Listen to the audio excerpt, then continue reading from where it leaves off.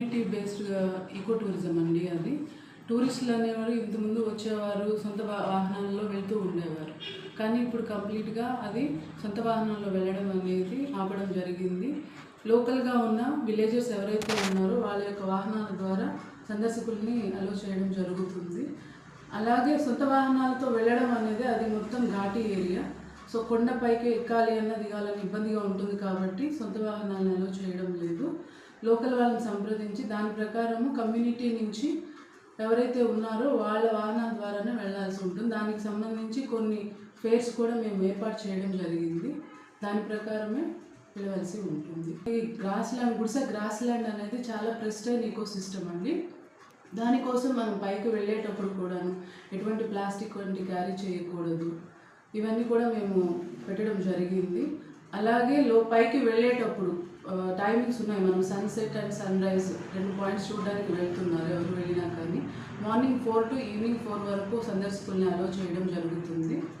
దాని ప్రకారం సందర్శకులందరూ కూడా ఎవరైతే పర్యాటకులు ఉన్నారో లోకల్ విలేజర్స్ తోటి కానివ్వండి, అక్కడ ఉండే వర్క్ చేసే సిబిటి మెంబర్స్ కానివ్వండి, వాళ్ళందరితో కూడాను వాళ్ళ యొక్క వెళ్ళాల్సిన అవసరం ఉంది.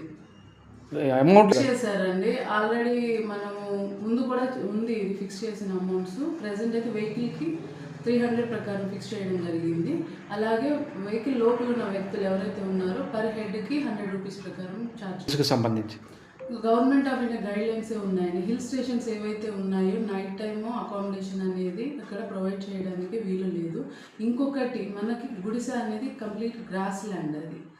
సో ఆ గ్రాస్ ల్యాండ్ ఎప్పుడైతే నైట్ స్టే ఉంటున్నారో వీళ్ళు, అంటే ప్రీవియస్ ఇన్సిడెంట్స్ని చూసి కూడా మేము చెప్పడం జరుగుతుంది. ఇది నైట్ స్టే ఎవరైతే ఉంటున్నారో వాళ్ళు కంప్లీట్గా ఈ మంటలు పెట్టడము, చలిమంటలాగా పెట్టుకోవడము, వేరే వేరే కార్యక్రమాల ద్వారా గ్రాస్ ల్యాండ్ అనేది ఫైర్ అనేది ఎక్కువ పడుతూ ఉంది. లాస్ట్ ఇయరే మాకు ఒక 500 వరకు గ్రాస్ ల్యాండ్ కొండపైన, గుడిసె కొండపైన 500 పాయింట్స్ వరకు రావడం జరిగింది. ఇది ఒక కారణంగా కూడా ఉంటుంది. అందుకు మనం రాత్రి వేళలా అలో చేయకపోవడమే మంచిది. మొసళ్ళు ఉన్నాయండి. ఒకటి నేను చెప్పదలుచుకుంది, ఈకో సిస్టంలో అన్నీ ఉండాలి. ఈకో సిస్టమ్ అంటే జీవ వైవిధ్యం మంచిగా ఉండాలి అని అంటే మనుషులు ఎలా ఉన్నామో జీవాలు జంతుజాలం కూడా అలాగే ఉండాలి. అవి ఉండే ప్రదేశాల్లో అవి ఉంటాయి, వాటి హ్యాబిటాట్ వాటికి ఉంటుంది. సో వాటి హ్యాబిటాట్లో మనం వెళ్తున్నాము, అవి మన హ్యాబిటాట్లోకి రావడం లేదు. ఎప్పుడైతే మనం వాటి హ్యాబిటాట్లోకి వెళ్తున్నామో వాటి హ్యాబిటాట్ని మనం గౌరవించాలి. సో అందుకు మనం ఎప్పుడూ కూడాను ఈ గోదావరి పరిసరాలు అలాగే పాములేరు ఏరియాల్లో కూడాను ముసళ్ళు ఉన్నాయి. సో పర్యాటకులు ఎవరు నీళ్ళలోకి దిగడం కానీ అక్కడ ఈత కొట్టడం కానీ చేయకూడదని తెలియజేస్తుంది. పత్రికలు కూడా బోర్డులు పెట్టడము, అవేర్నెస్ క్రియేట్ చేయడము లోకల్గా కూడాను చేయడం జరుగుతుంది. అయినా పర్యాటకులు ఎవరైతే వస్తున్నారో వాళ్ళు రెస్పాన్సిబుల్గా బిహేవ్ చేస్తే బాగుంటుంది. ఎటువంటి ఇన్సిడెంట్స్ జరగకుండా మనం చేయగలం. సిబిటి మెంబర్స్ ఉంటారు, వాళ్ళు ఎప్పుడు కూడా అక్కడ పహారా కాస్తూ ఉంటారు. దానికి పర్యాటకులు కూడా వాళ్ళకి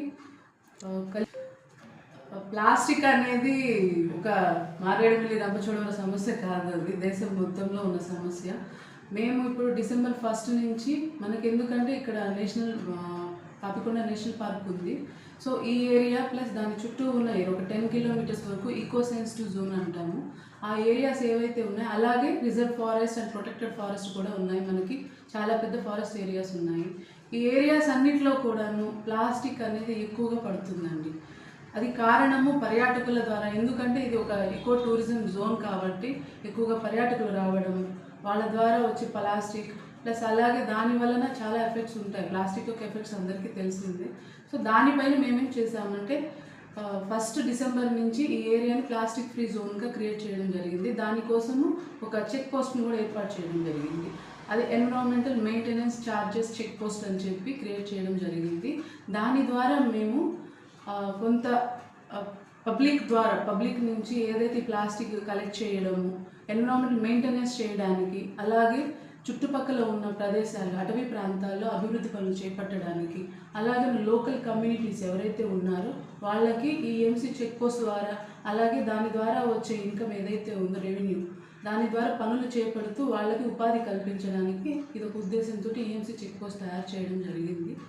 దీనికి పర్యాటకులందరూ సహకరిస్తున్నారు, అర్థం చేసుకున్నారు. ఇదే విధంగా ఇంకా ముందుకు వెళ్తే మనం ప్లాస్టిక్ ఫ్రీ జోన్గా మారేడుమిల్లి చేయగలమని కోరుకుంటున్నాం.